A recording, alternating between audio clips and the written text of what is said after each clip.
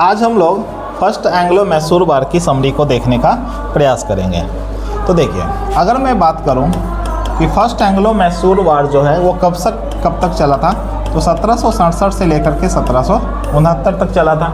जिसके प्रमुख कारण ये भी थे कि जो हैदर अली साहब थे, हैदर अली ने क्या किया था, फ्रेंच के साथ क्या किया था, अपनी दोस्ती को बढ़ाया था। दूसरा, इसका तत्कालीन कारण अगर पूछा जाएगा तो ब्रिटिशर्स के 2 जहाज़ों को डुबा दिया गया था। कहाँ पे?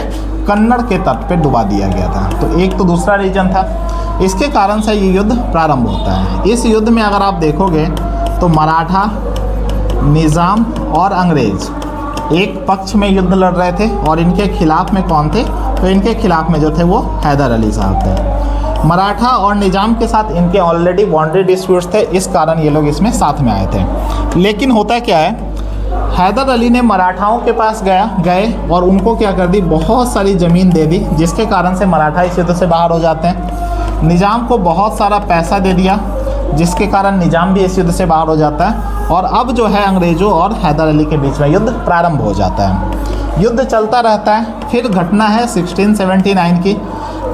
हैदर अली क्या करते हैं, अपना एक डमी तैयार करते हैं। डमी को युद्ध मैदान में छोड़ करके ये खुद कहाँ पहुँच जाते हैं, ये मद्रास पहुँच जाते हैं। और मद्रास में जब अचानक से अंग्रेज़ों की सेना देखती है हैदर अली को, तो वो घबरा जाते हैं और उन्होंने कुछ ही देर के बाद क्या किया था, इस युद्ध में सरेंडर कर दिया था।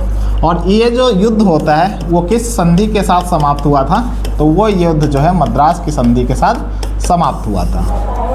में भी एक शर्त रखी गई थी कि जब भी कभी मैसूर प्रांत पर हमला होगा तो अंग्रेज़ क्या करते हैं, अपनी सेना उनको भेजनी पड़ेगी, किसके लिए? मैसूर की मदद के लिए। लेकिन जब 1771 ईस्वी में मराठा के जो पेशवा होते हैं, जिनका नाम था माधव राव ने हैदर अली के ऊपर हमला किया था, तो अंग्रेज़ों ने इस संधि का उल्लंघन किया, मतलब मद्रास की संधि को मानने से मना कर देते हैं। जिसके बाद हैदर अली को ये बात बहुत अच्छे से समझ में आ जाती है कि वो कभी भी ब्रिटिशर्स पर रिलाई नहीं कर सकते या उन पर भरोसा नहीं कर सकते।